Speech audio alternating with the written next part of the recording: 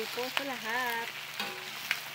Mag-adobo ako ng chicken feet, pero bago ang lahat, itong paa na to, itong hiwagang paa na to, ipiprito muna natin para masarap-sarap, para kakaiba ang kanyang lasa. Mga bishi ko, ito po.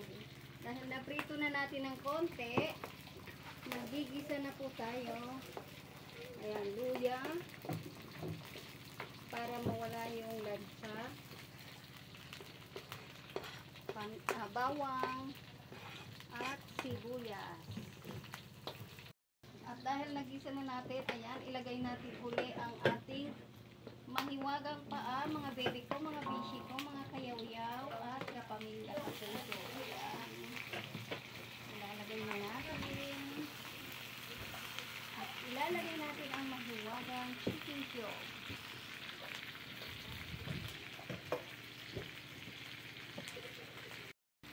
Lagyan na po natin ng toyo. Ayan. Ganito ako magluto ng adobo. Kanya-kanya lang yung paraan yan. Ano? At ayan mga kaibigan, pa-follow na rin, pa-share at pa-like.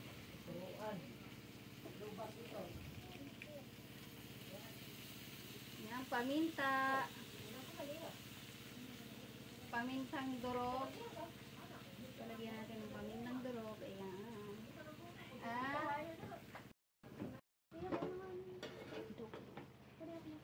Haluin po natin. Ayan. Unang kulo ng kanyang toyo. Ayan, hinalo ko na. At pag ako ay nag-aadobo, gusto ko walang sabaw. Tapos, medyo maanghang. Yun ang gusto ko sa adobo. Ayan, ilagay natin ang sili.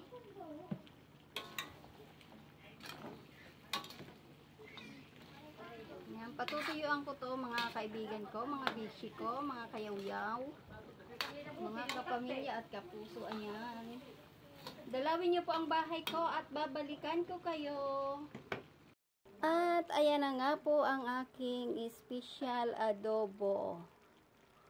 Ayan, di ba? Ang sarap, nagmamantik. Ang sarap niyang pampulutan. Please follow my bahay. Pa-subscribe na rin po. Pa-like and share. Ayan, puntahan niyo po ang bahay ko at babalikan ko kayo. Dadalawin ko po ang inyong bahay. Thank you. God bless.